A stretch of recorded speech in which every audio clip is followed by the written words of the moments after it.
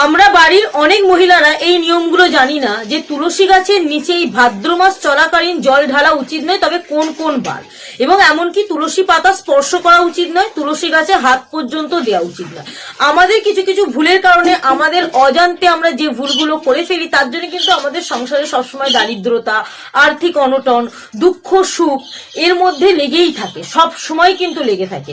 আমাদের সংসারে কিন্তু স্ত্রী বৃদ্ধি হয় না। আর স্ত্রী বৃদ্ধি আমাদের কখন হয়? যখন আমাদের ঘরে মা লক্ষ্মী দেবী অবস্থান করে। আর মা লক্ষ্মী দেবী কখন আমাদের ঘরে অবস্থান করে, আপনাদের কিছু নিয়ম কিন্তু পালন করতে হবে।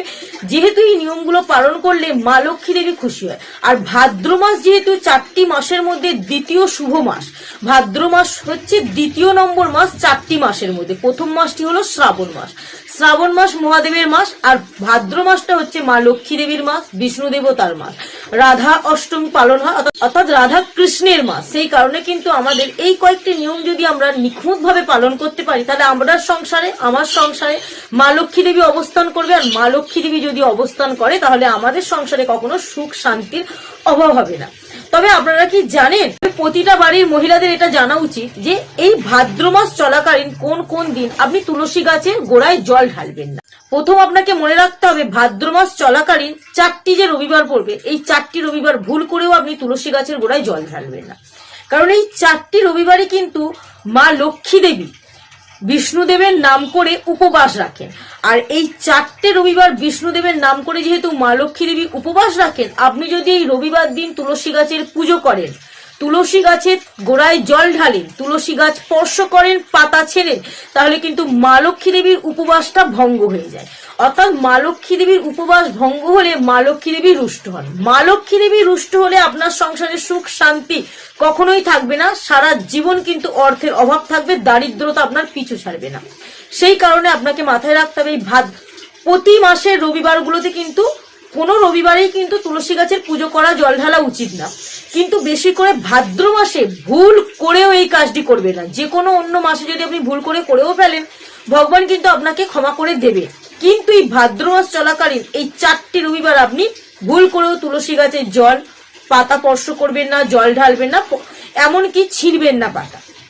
এতে মা লক্ষ্মী দেবী রুষ্ট হয়। এছাড়াও এই ভাদ্র মাসে কৃষ্ণপক্ষে জন্মাষ্টমী পালন হয়েছে, জন্মাষ্টমীর ব্রত পালন হয়েছে। ওই ব্রততেও কিন্তু আপনার তুলসী গাছে হাত দেওয়া উচিত নয়, তুলসী গাছে জল ঢালা উচিত নয়। গণেশ চতুর্থীর দিন ভগবান বিষ্ণুদেব নিজে গণেশ ঠাকুরের নাম করে উপবাস রাখেন, তাই এই দিনও কিন্তু আপনি তুলসী গাছে হাত দিতে পারবেন না, তুলসী গাছে জল ঢালবেন না। এছাড়াও আসছে অন্নদা একাদশী, শুক্লা পক্ষে পালিত হবে রাধা অষ্টমী। এই রাধা অষ্টমী হচ্ছে 31শে আগস্ট, তাই এই দিনও কিন্তু আপনি ভুল করে তুলসী গাছে জল ঢালবেন না, তুলসী গাছে স্পর্শ করবেন না। এছাড়া যে কোনো পূর্ণিমা বা একাদশীতে আপনি এই কাজটি করবেন না। এরপরই আসছে ঋষি পঞ্চমী মহাব্রত উৎসব। এই দিন কিন্তু 7টি ঋষিকে উদ্দেশ্য করে বাড়ির নারীরা উপবাস করেন এবং তুলসী গাছের পুজো করেন। এছাড়াও কিন্তু এই দিন মা লক্ষ্মী দেবী বিশ্রাম নেন, তাই এই দিন যদি আপনি তুলসী গাছের গোড়ায় জল অর্পণ করেন, তাহলে কিন্তু মা লক্ষ্মী দেবী বিঘ্নিত হয়। আর মা লক্ষ্মী দেবী বিঘ্নিত হলে কিন্তু আমাদের সংসারে সুখ শান্তি থাকে না। এরপর আসছে ভাদ্র মাসের শুক্লাপক্ষে পার্শ্ব একাদশী। এই পার্শ্ব একাদশীর দিন কিন্তু খুবই শুভ, কারণ বছরে 24টি একাদশী আছে, তার মধ্যে কিন্তু এটি একটা শ্রেষ্ঠ একাদশী, যেটি ভগবান বিষ্ণুদেবের নাম করে পালন করা হয়। তাই এই দিন ভুল করেও আপনি কিন্তু বিষ্ণুদেবকে রাগিয়ে দেবেন না, তা রুষ্ট করবেন না। তাই এই দিন পার্শ্ব একাদশীর দিন তুলসী গাছের গোড়ায় জল ঢালা উচিত নয়। এছাড়াও আছে বামন জয়ন্তী। বামন জয়ন্তী হচ্ছে আমাদের সনাতন ধর্মের একটা শ্রেষ্ঠ উৎসব। এর কারণ হিসেবে ধরা হয় ভগবান বিষ্ণুদেবের 5ম অবতার ছিলেন এই বামন। সেই কারণেই কিন্তু এই বামন জয়ন্তী এই ভাদ্র মাসে আমাদের সনাতন ধর্মের মানুষরা পালন করে। তাই এই দিনও কিন্তু তুলসী গাছের পাতা ছেঁড়া, তুলসী গাছের গোড়ায় জল দেওয়া উচিত নয়। তুলসী গাছকে কিন্তু এই দিন রুষ্ট করলে ভগবান বিষ্ণুদেবও কিন্তু রুষ্ট হয়ে ওঠে। এছাড়াও অনন্ত চতুর্দশী, দুর্গা অষ্টমী, এই দিনগুলো কিন্তু বিষ্ণুদেবের খুব পছন্দের দিন, বিষ্ণুদেবের প্রিয় দিন। তাই এই দিনগুলোতেও কিন্তু আপনি ভুল করে তুলসী গাছের গোড়ায় জল ঢালা এবং তুলসী গাছ স্পর্শ করবেন না। আমি যে ভিডিওর মাধ্যমে বললাম এই 4টি রবিবার এবং এই যে শুভ দিনগুলো, এই দিনগুলো যদি আপনি তুলসী গাছে জল অর্পণ না করেন, তুলসী গাছ স্পর্শ না করেন, বিষ্ণুদেবকে রুষ্ট না করেন, মা লক্ষ্মী দেবীকে রুষ্ট না করেন, তুলসী দেবীকে রুষ্ট না করেন, তাহলে কিন্তু আপনার জীবনে এই ভাদ্র মাসে এই নিয়মগুলো পালন করতে পারলে আপনার জীবনে সুখ শান্তি অর্থের কখনো অভাব হবে না। তবে ভুল করেও কিন্তু এই কাজগুলো এই ভাদ্র মাস চলাকালীন করবেন না, তাহলে কিন্তু মা লক্ষ্মী দেবী রুষ্ট হবেন, বিষ্ণু দেবতা রুষ্ট হবে।